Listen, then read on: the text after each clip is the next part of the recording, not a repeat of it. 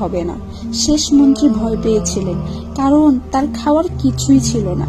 রাজার আদেশ পালনে তিনি ছিলেন উদাসীন ও অলস। এই ইসলামিক গল্পের পিছনে নৈতিকতা, পরলোকগত জীবনের উন্নয়ন। জীবনযাপনের জন্য আমাদেরকে ভালো কাজ করতে হবে। আমাদের মধ্যে কেউ এ বিষয়ে সত্যবাদী হতে চলেছে এবং অনেকে ভালো কাজ সংগ্রহ করতে পারে। অন্য দুই মন্ত্রীর সঙ্গে অন্যরাও বসবাস করছেন।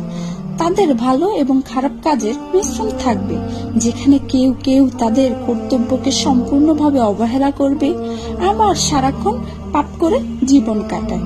বিচার দিবসে আমাদের কর্মের জন্য আমাদের জবাবদিহি করা হবে।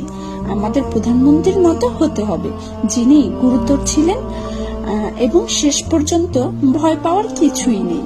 আপনি যদি আপনার ছেলেকে ভালো এবং খারাপ কাজগুলি সম্পর্কে বলতে চান, তবে এই গল্পটি আপনার সেরা পছন্দ হবে।